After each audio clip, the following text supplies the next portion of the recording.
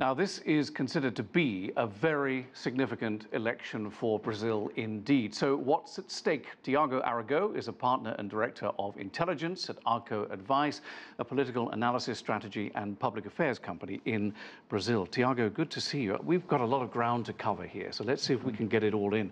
First of all, how can a man who has been so rude and brutal towards women and homosexuals in this day and age, with everything that is going on regarding the Me Too movement and that sort of thing, in this day and age, how can he win in Brazil, which it looks like he's going to do? Well, we have to see the general context of the election, and we also have to see the conjecture and his opponent. A lot of the votes towards Bolsonaro represents a vote anti-Workers' Party, anti-PT party, which is the party that candidate Haddad is from. We have to remember that the PT has the majority of its leaders in jail. Others that are outside run the risk of being arrested at any moment. And they were at the epicenter of the largest corruption scandal in the history of Latin America. So this played a major role in the decision-making process of the voter, that many of them position in a way that anyone but the PT.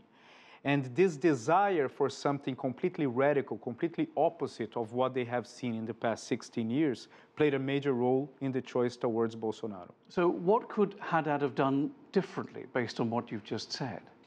It's very hard because Haddad, he began his campaign late because Lula was attempting through some judicial measures to be the presidential candidate, although he is in jail, until the very latest moment, giving Haddad just a few weeks and few weeks ahead of his campaign.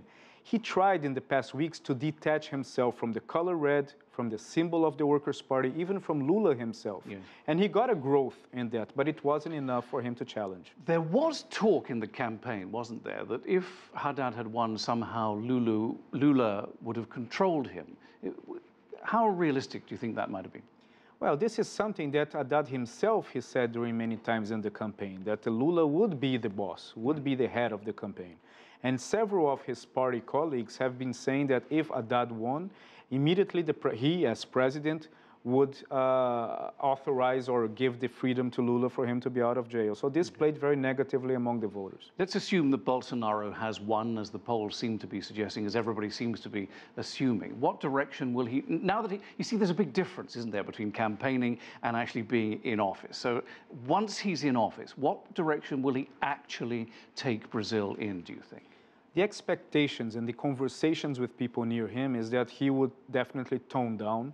He would try to have a more pacifying argument and narrative towards the Brazilian voter and try to be less controversial in his saying. I think this is a major expectation. Second is for him to be implacable in allowing the judicial system to fight corruption and at the same time to giving power for the new economic team to try to bring Brazil strongly out of the recession they have had in the past few years. And can a strong economy do that?